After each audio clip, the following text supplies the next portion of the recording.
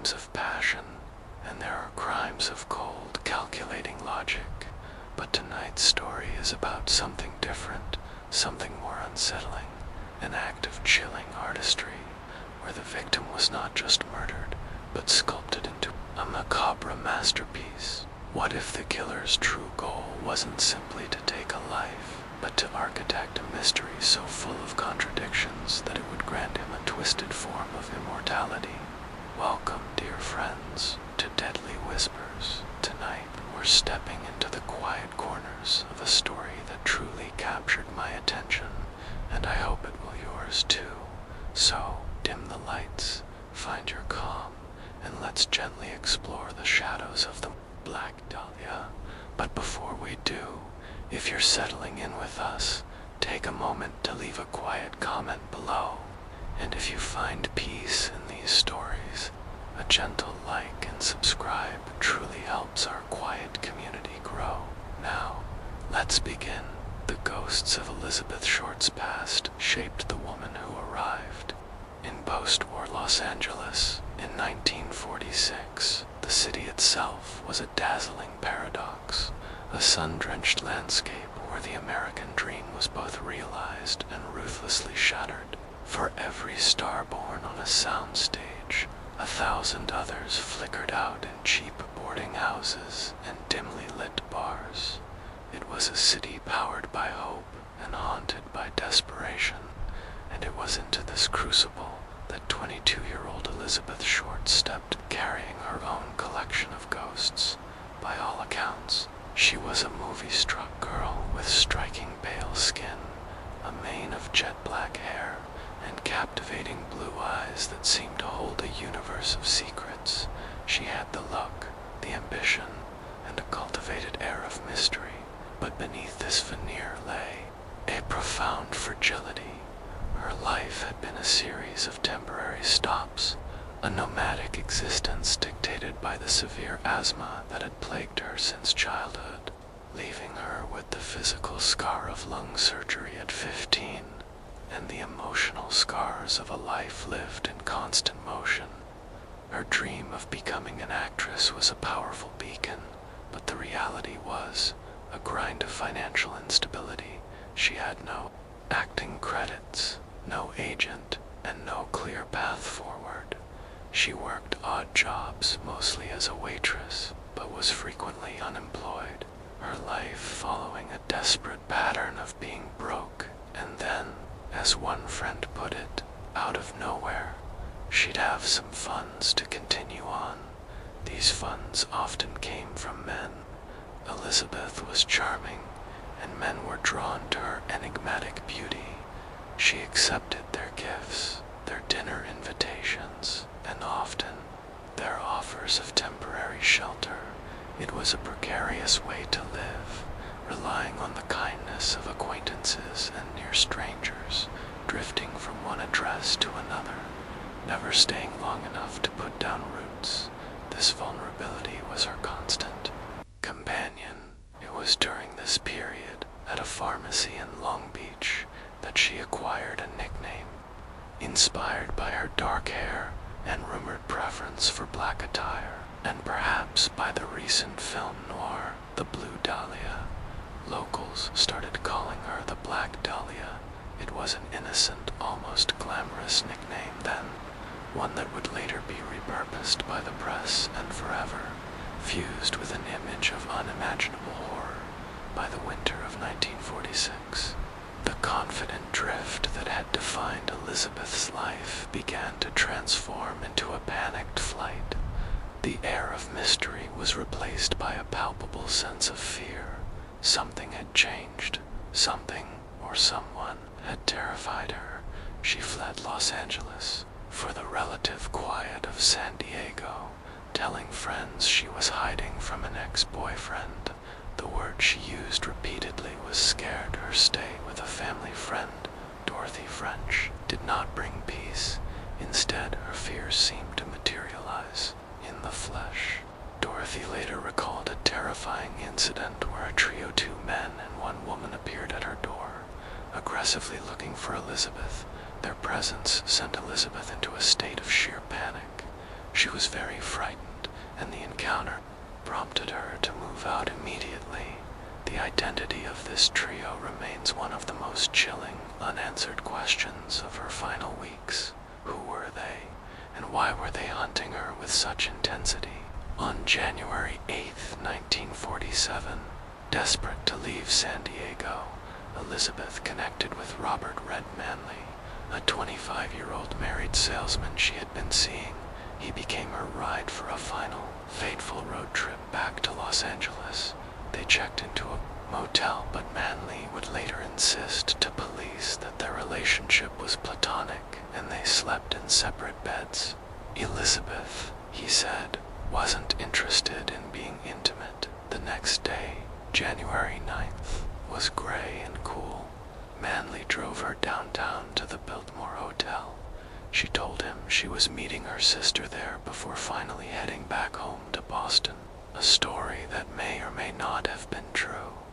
He watched her walk through the revolving doors into the grand opulent lobby, a lone figure swallowed by the hotel's splendor. Then he drove away.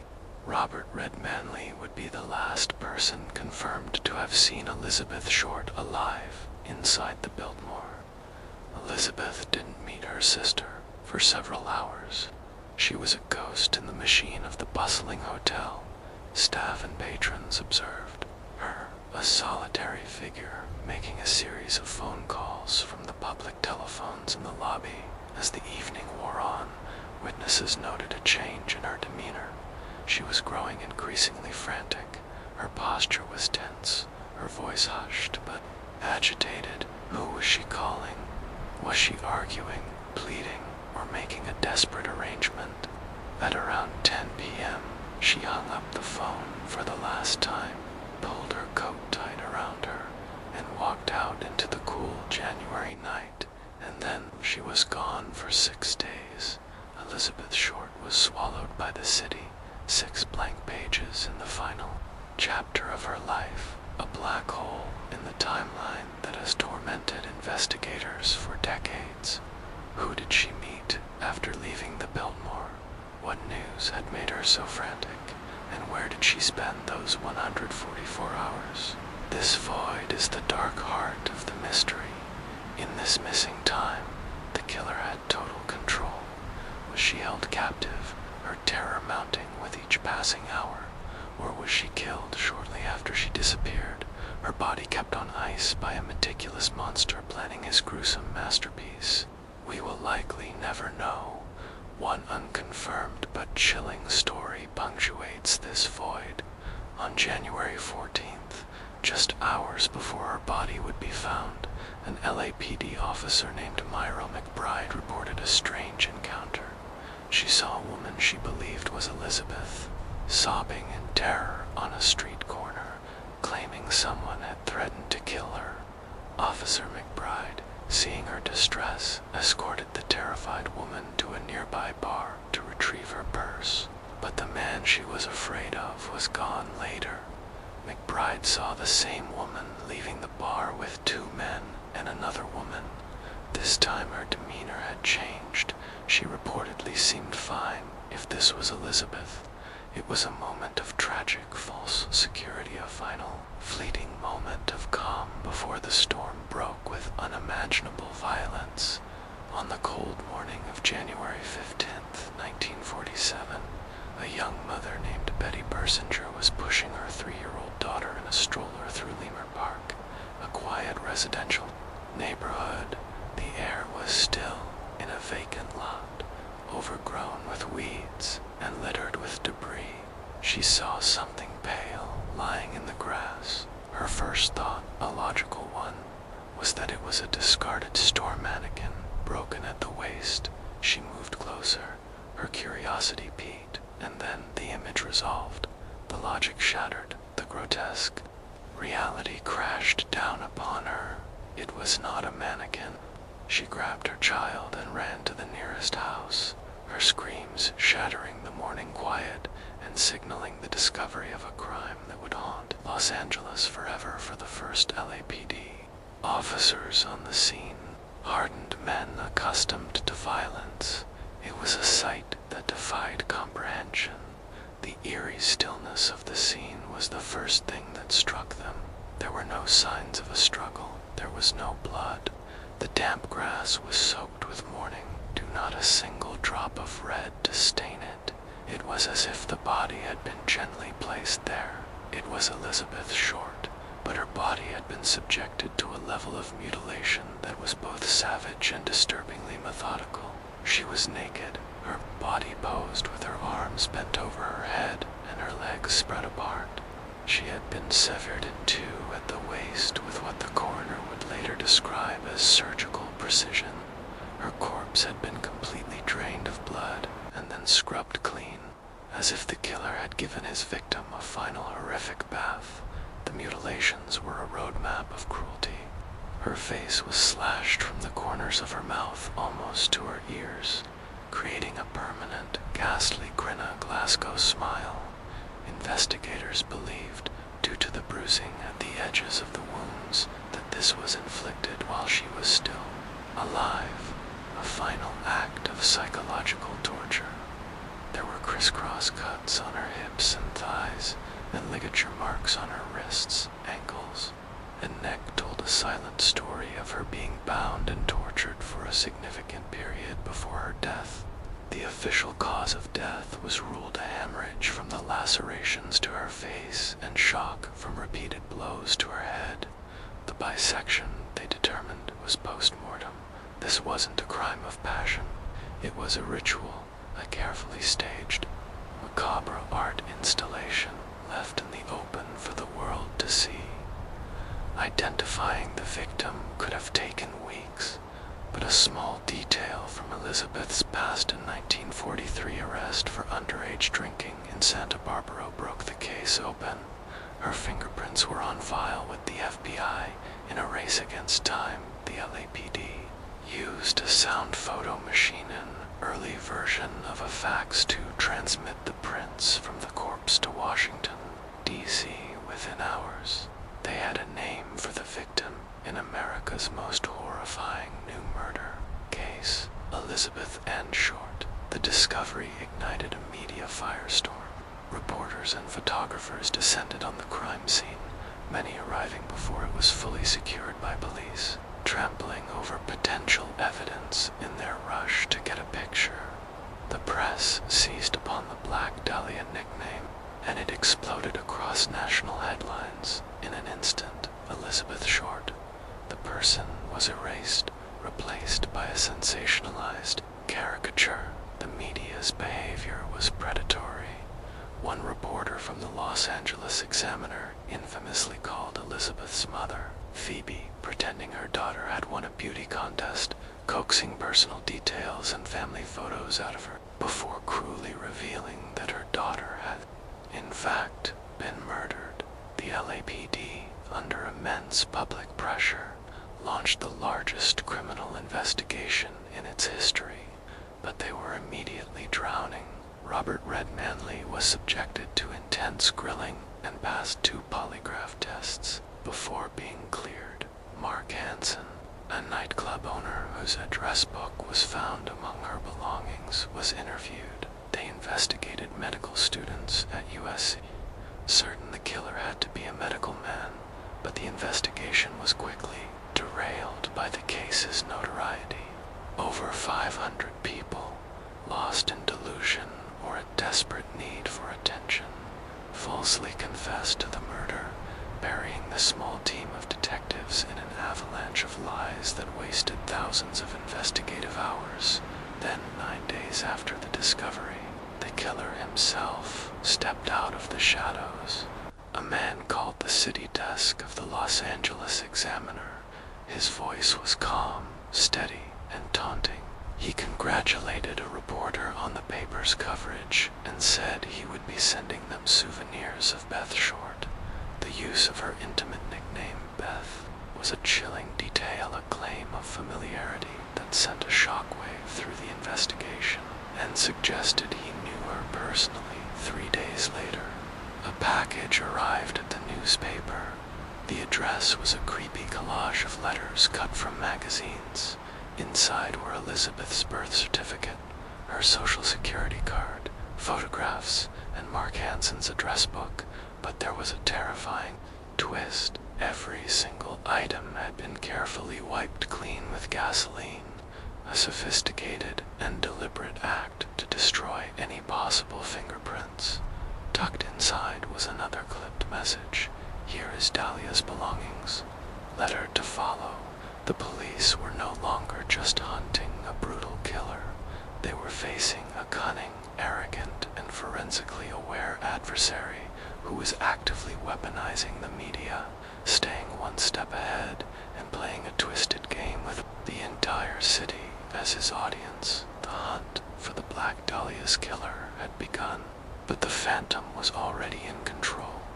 The initial shock of the discovery in Limmert Park soon gave way to a deeper, more intellectual horror among the seasoned investigators of the LAPD. This wasn't just about the appalling brutality of the act. It was about its terrifying, almost inhuman precision. The public saw a gruesome murder, but the detectives on the ground saw a masterpiece of contradiction.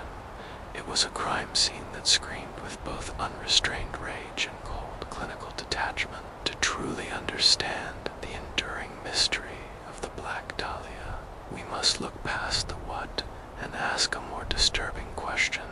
Who could possibly be both a monster and a ghost, a sadist and a surgeon, all at the same time?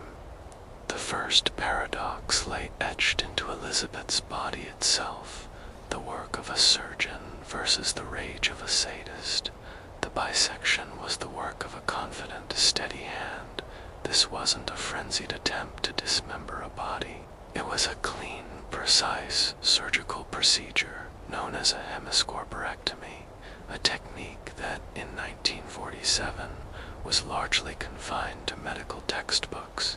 It requires a sophisticated understanding of human anatomy and the strength to navigate the lumbar spine. This fact alone sent a chill through the investigation, narrowing the suspect pool to a small, educated elite: surgeons, doctors, morticians. They were hunting a man who worked with the human body for a living. But this cold proficiency was violently contradicted by the rest of the crime scene. The iconic Glasgow smile carved into her face was not surgical. It was savage. The conclusion that it was inflicted while she was still alive meant it was a tool of pure psychological terror, an act of profound personal sadism. The crisscross cuts on her body, the posing of her limbs in a grotesque parody of seduction, these were not the actions of a detached medical professional. They were the marks of a man consumed by a deep-seated rage, a man who didn't just want to end a life, but to desecrate a human form, to sculpt his victim into a monument of his own cruelty. This split the investigation in two. Were they searching for a calm, dispassionate doctor who treated a human body like a laboratory specimen, or a frenzied, hate-filled maniac? The two profiles were mutually exclusive, yet the evidence for both was written on the same corpse. The second paradox was even more baffling. The killer was both a ghost and a showman. On one hand, he was a master of evasion, a phantom who operated on a level of forensic awareness that was decades ahead of its time. The crime scene itself was sterile. Elizabeth's body had been completely exsanguinated, drained of all blood and meticulously scrubbed, erasing any trace of the true location where she was murdered. This spoke of a man obsessed with cleanliness, with control, with leaving no trace. His use of gasoline to wipe her personal belongings clean was a master stroke of anti-forensics. In an era before DNA, he knew that fingerprints were everything, and he systematically destroyed them. He was a ghost, taking every possible step to ensure his anonymity. Yet, this same ghost desperately craved the spotlight. He didn't hide the body in a remote grave. He displayed it in a residential neighborhood, ensuring it would be found, and then he stepped onto the stage himself, His taunting phone call to the Los Angeles Examiner was a stunning act of audacity, a performance for the entire city. He wasn't confessing, he was giving notes, critiquing their coverage. His package to the press was his magnum opus, the ransom note address. The carefully selected items it was all pure cinematic flair. Most killers are one or the other. They either hide their crimes in the desperate hope of not getting caught, or they are narcissists who loudly proclaim their work. This killer was both. He was a phantom who wanted to be famous for his own invisibility. This psychological contradiction made him impossible to profile. He was playing a different game, one where he controlled the board, the pieces, and the rules. Finally, there was the paradox of the killer's motive. Was it deeply personal or terrifyingly impersonal?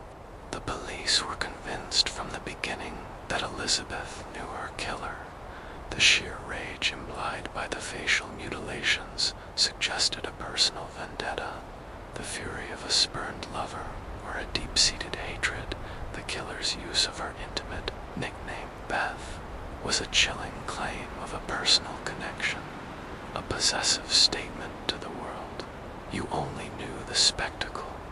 I knew the person, and she was mine.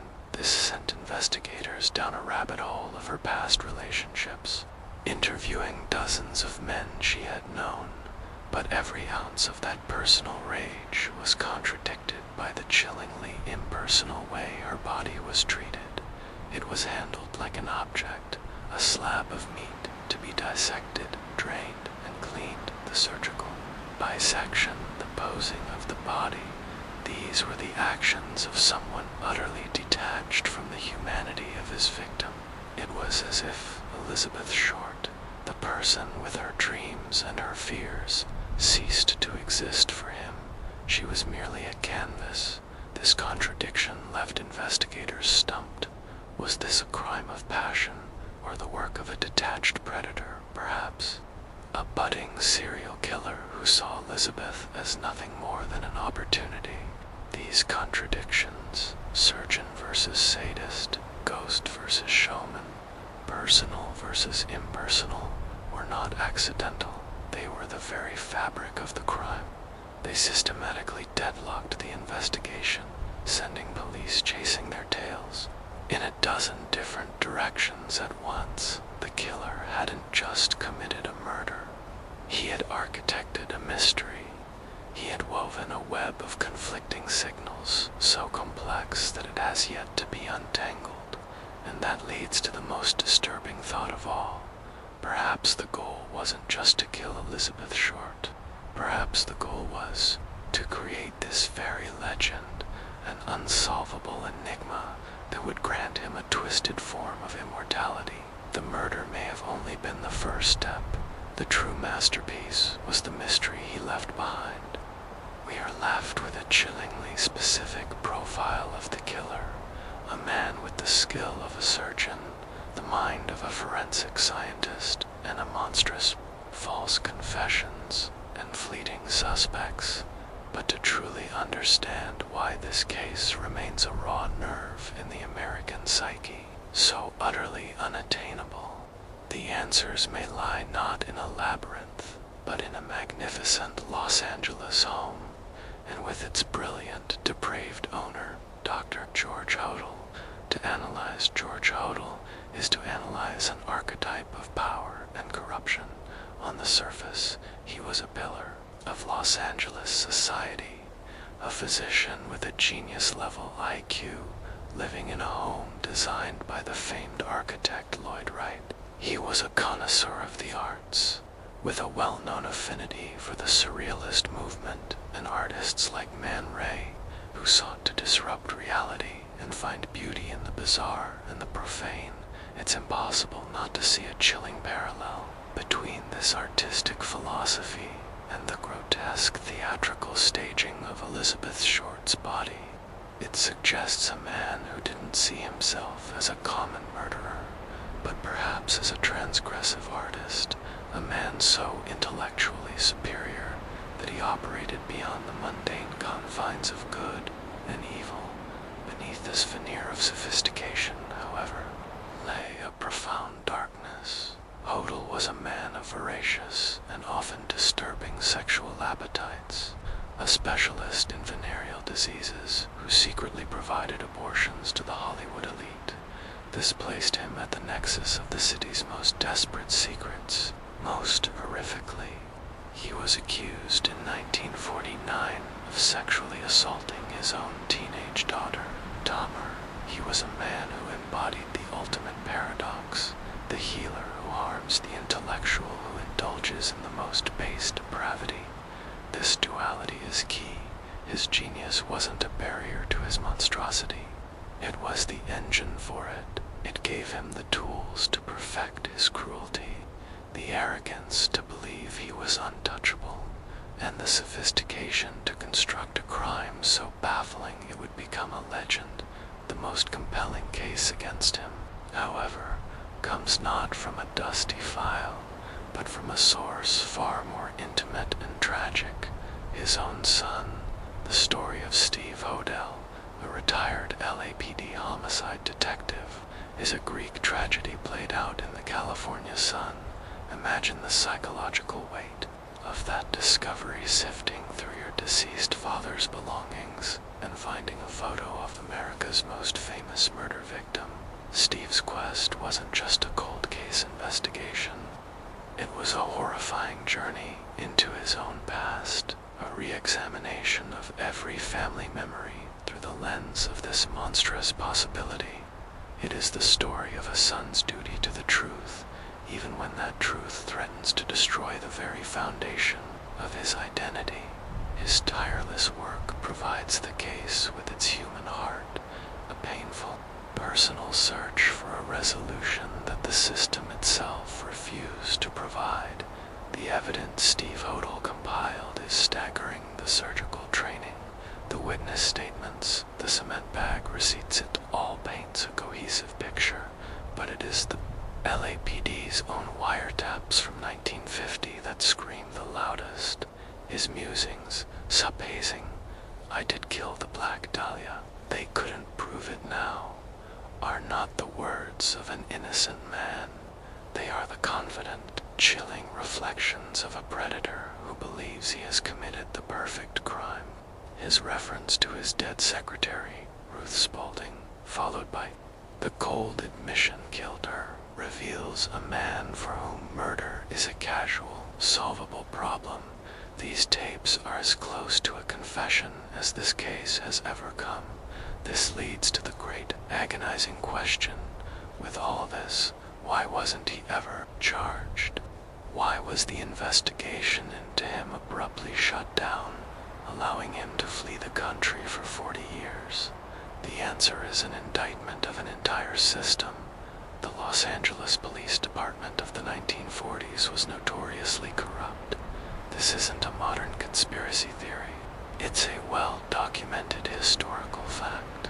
A 1949 grand jury was convened specifically to investigate the LAPD's rampant corruption and its shocking failure to solve a string of murders. With the Black Dahlia as its poster child, the jury's report found that high-profile suspects often received protection due to political connections and financial influence. George Hodel was the definition of such a suspect, a man of immense wealth and power, who threw parties for high-ranking police, officials, and city politicians. He was not just a citizen. He was an integral part of the city's power structure. When a system is this compromised, high-profile murder cases doesn't just vanish. The original wiretap recordings, the most crucial evidence against Hodel, disappeared from LAPD custody. This is not a clerical error. It's a deliberate erasure of institutional memory. Then there is Hodel's own voice on those tapes, remarking on the best payoff I've ever seen between law enforcement agencies. It's a direct clue that he wasn't just socially connected to the police. He was financially entangled with them, a man who understood that a badge, like like anything else, at a price. This systemic failure has a corrosive effect that goes far beyond one unsolved case. It shatters the community's faith in the very institutions designed to protect them. It creates a terrifying reality where there are two tiers of justice, one for the wealthy and connected, and another for everyone else. It tells the public that a woman like Elizabeth, short, transient, poor, and powerless, is disposable. And this reveals another layer of the tragedy, the societal trial of Elizabeth Short herself. Long after her killer washed her body of blood, the press and public opinion stained her memory. She was an imperfect victim because she was beautiful, because she accepted dinners from men, because she lived a transient life outside the norms of 1940s womanhood. The narrative subtly implied that her lifestyle had somehow invited her fate. This victim-blaming served a comforting, if ugly, purpose. It allowed society to distance itself from the horror by suggesting it was something that only happened to a certain kind of girl. It was a failure of empathy that compounded the failure of justice. The most powerful endorsement of Steve Hodel's investigation comes from the heart of the legal system itself. Former Los Angeles Deputy District Attorney Stephen Kay, after reviewing the evidence, stated unequivocally, "I told Steve that if his father was still alive, I would have filed murder charges against him. His evidence was very persuasive. This is the tragedy within the tragedy." And third, by a justice system that was either too inept or too corrupt to hold her killer accountable. The monster wasn't just the man who wielded the knife, leaving behind a case that would remain officially unsolved, but unofficially, in the minds of many, closed in the end. The Black Dahlia's killer leads us back to where it all began, a vacant lot in Leimert Park, and the body of a young woman named Elizabeth Short. For decades, the world has been obsessed with solving the puzzle of her death, but perhaps the first and most important act of justice is to solve the puzzle of her life. The woman at the center of this storm was not the Black Dahlia, mysterious femme fatale, a fallen starlet cut down in her prime. The truth, as is often the case, was far more tragic and far more human. The real Elizabeth Short was not a temptress. Friends described her as a bit of a prude, a young woman picky about who she gave her time to. She was not a rising star. She had no acting credits to her name. She was a girl shaped by profound trauma, by a father who faked his own death and a fiancé stolen by war. She was a person struggling with chronic illness, financial desperation, and a deep-seated insecurity that made her a high-risk victim in a high-risk situation. The media, in their rush to create a sensation, murdered her a second time. They buried the real, vulnerable Elizabeth under the weight of a myth, and in doing so, they made it easier for the world to see her as a character in a story rather than a human being whose life was brutally extinguished. It feels as though it was engineered to be unsolvable. It was the product of a perfect, terrible storm of fatal convergence of factors that created a permanent mystery. First, you had a victim whose transient, unstable life made her an easy target and a difficult person to trace. Second, you had a killer of terrifying and unique sophistication, a man with the skills of a surgeon, the mind of a forensic scientist, and the ego of a performer who actively and intelligently worked to destroy evidence. And third, you had the two great institutional failures, the police and the press. The LAPD of the era was a compromised force, plagued by a culture of corruption that, as a grand jury found, protected the wealthy and powerful. The evidence against their prime suspect, Dr. George Hodel, was deeply compelling, yet files vanished, recordings disappeared, the investigation was halted, he was allowed to flee. Whether through staggering incompetence or a deliberate cover-up, the one agency tasked with finding justice failed at every critical turn.